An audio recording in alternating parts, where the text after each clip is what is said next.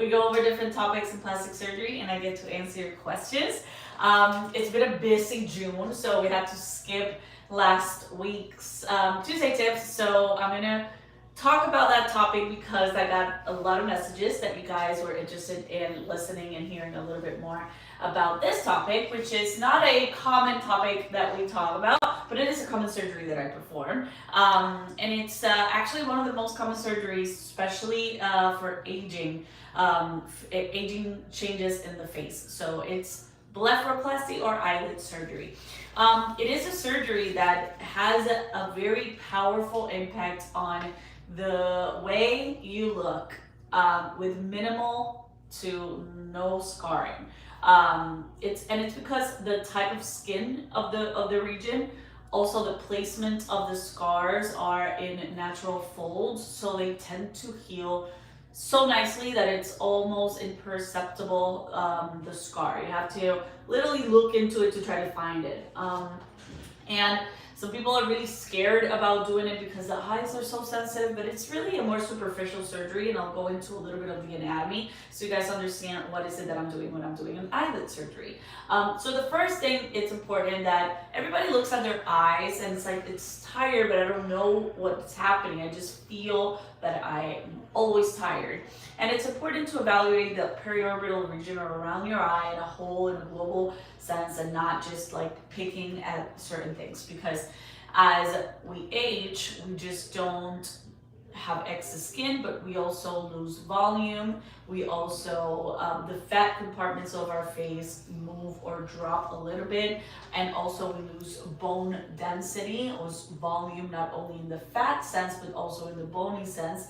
So with that overall loss of volume and bony deflation, we also see drooping of the entire periorbital region. So it's important not only to focus in the eyelids and in the bags and in the dark circles, but also the position of the brows and the descent of the cheeks. If you don't address this too, the brows and the cheeks, when you do have some brow ptosis or droopiness or descent of the mid-face, the blepharoplasty results are going to be suboptimal, because it's like, for example, doing a tummy tuck but you're not doing a muscle repair, or doing, your brachioplasty but you're not addressing the excess skin in the armpit. It's not going to complement one thing and the other. So it's important to have a global evaluation. And sometimes, yeah, you may only need the blepharoplasty or eyelid surgery, but sometimes we also need to reposition the cheeks and the eyebrows to complement that repair. Okay, so what is eyelid surgery?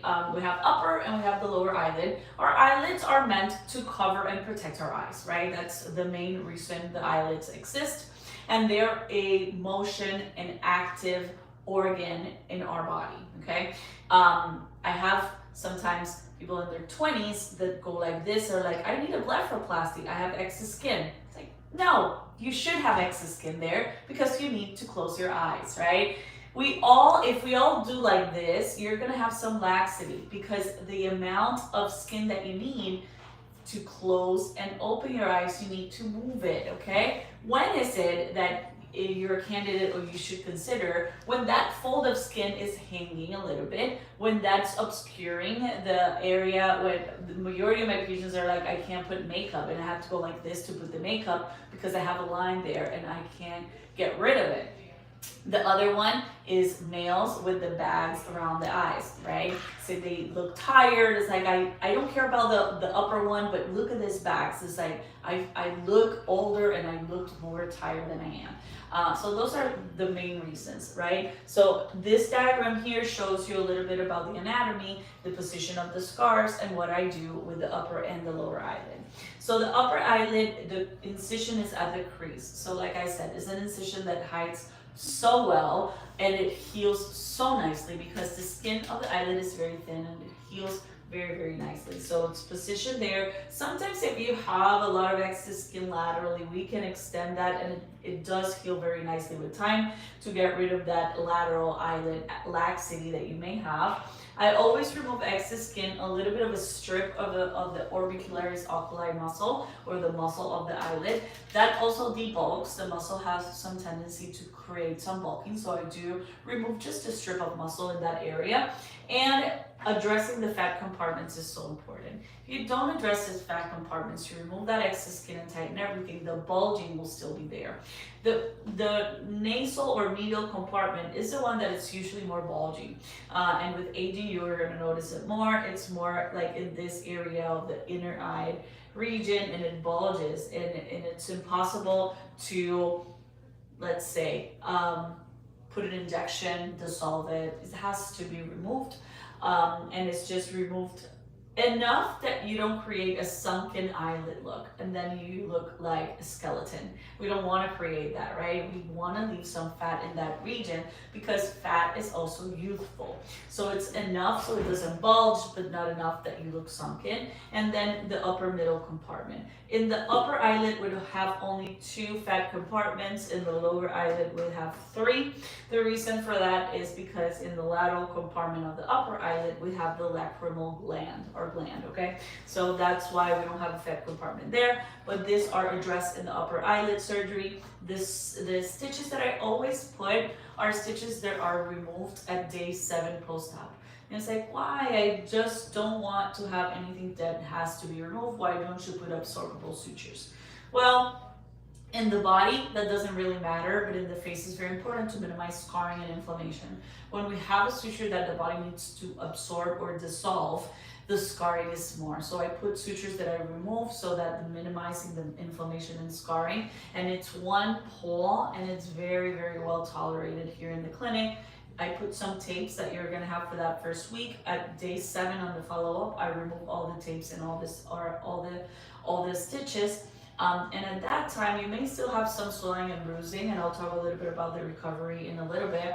But after the first 2 weeks, majority of patients are able to go back to work, and the bruising and swelling is very minimal, okay? Talking about the lower eyelid, there are basically 2 main types of incisions we can do. The one that I most commonly use is the subciliary incision. We have the lid margin just below the lid margin. So it's a scar that it's positioned so nicely below the lid and in the crease of the eye that you have to take a look and try to find it. The other type of incision is in the conjunctiva, so inside the eye. This is for more younger patients that have a lot of excess skin, but they have bulging. You can do that incision inside of the conjunctiva and remove the fat compartments without any external scarring, okay? But for patients that are a little bit older that have loose skin, it's better to address it in a subciliary incision, and that way I can address the 3 fat compartments that's creating the bulging, also remove that excess skin, and also I can lift the cheek area. So the malar fat pad, I can also address it from here. I always put a little stitch to blend the transition from the lower eyelid to the cheek. With descent of the mid face, we see more pronunciation and more demarcation of that transition between the lower lid and cheek than when we're younger, that we're fuller, we don't see. So this can be addressed with a lower blepharoplasty incision. Same stitches that I remove post of day 7. Majority of times I do combine upper and lower bleph. We can do an upper bleph alone. A lower bleph alone, very, very rarely. When you have excess skin and ptosis in the lower eyelid, usually you have some excess skin in the upper eyelid as well. And like I said, first 1 to 2 weeks is when the swelling and bruising is going to be the majority of it. I'm going to ask you to be putting in an antibiotic ophthalmic ointment that I'm going to provide to you. That you're going to be putting not only in the incisions but also inside the eye for sleeping. The reason for that is all of this is going to be swollen and tight, and your eye may not be able to fully close for the first week or 2, okay? And this is normal. At first it's so tight and swollen that even when you're sleeping, your eyelid is a little bit open, creating a little bit of exposure of your conjunctiva. And you need to protect your conjunctiva, because if not, you may end up with some problems and abrasions in your conjunctiva. So that ointment, you're gonna put it when you're sleeping.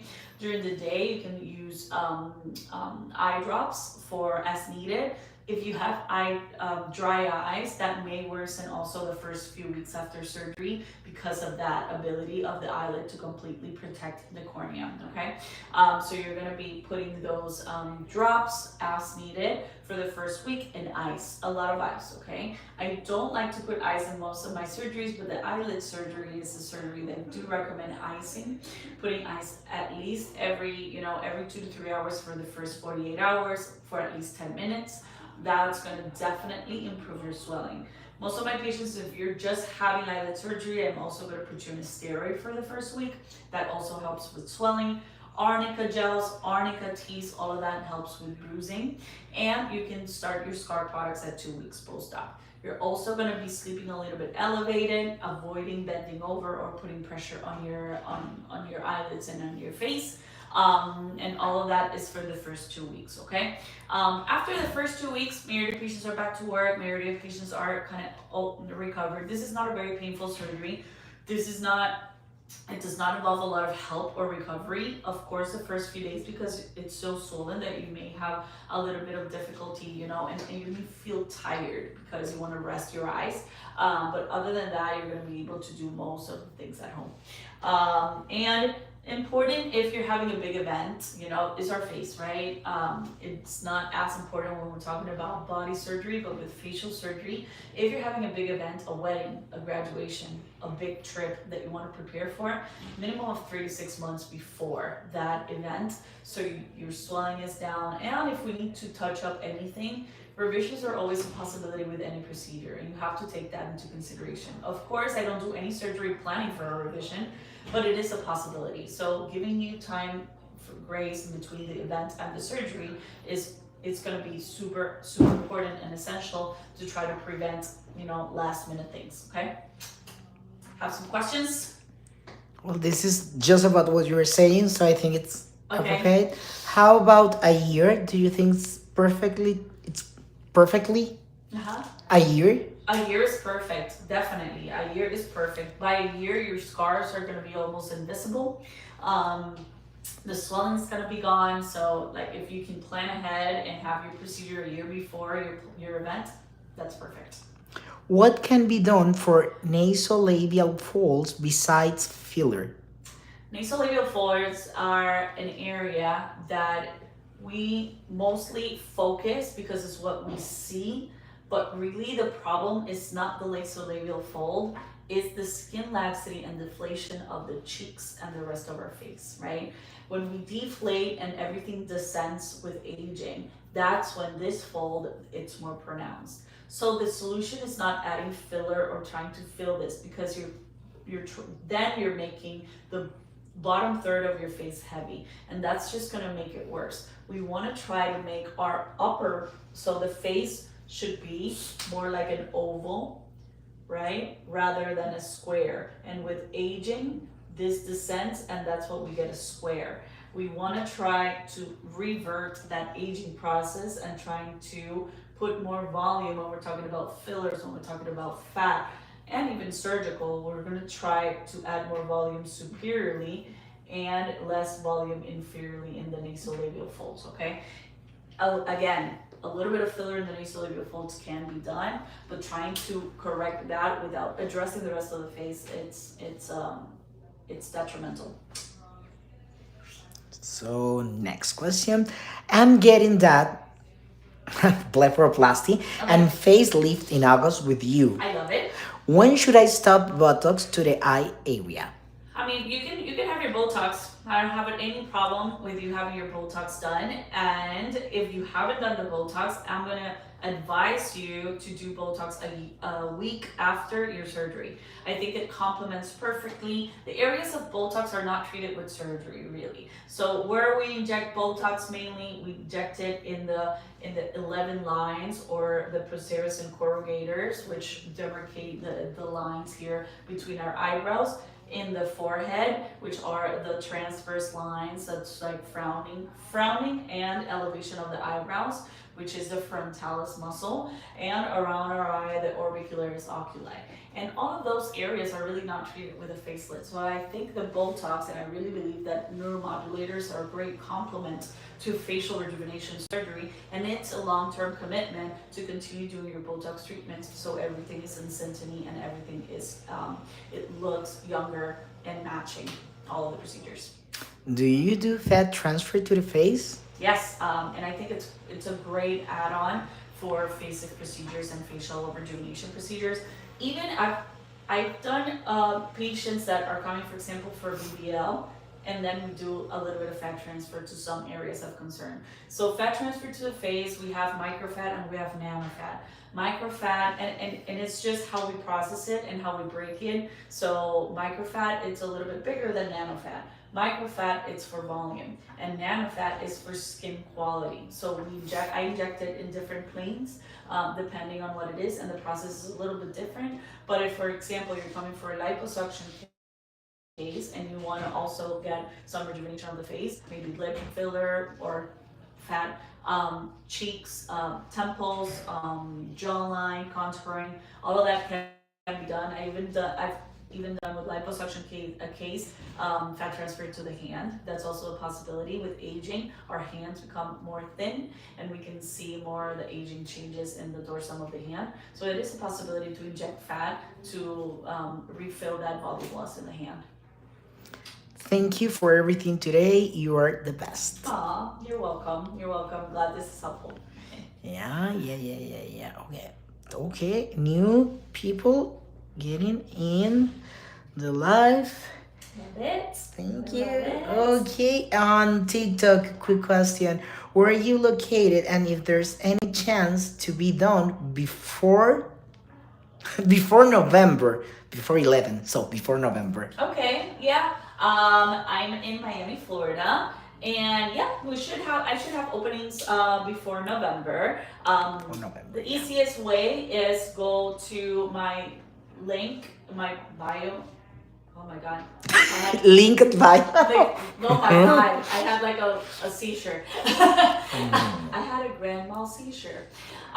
So you go there and there's a link for my website, pureplasticsurgery.com. You click there, there's a visual consultation form. You fill in that information and a coordinator will give you a call. Depending on the procedure, the length of the procedure, that's where the dates are available, so she can guide you in that process, but probably there are some openings still for before November. Awesome, guys. Thank you so much for joining. I hope this little diagram helped understand where are the incision placement, where are the fat that we're removing. This is a common question because I understand the face is like I have to, like I'll be in my house, locked up before all the swelling comes down. So I have to plan ahead, work and other things. So hope this helped answer some of the questions. I'll see you guys next week on Tuesday Tips. Take care. Beautiful print. Bye. Willie. Bye.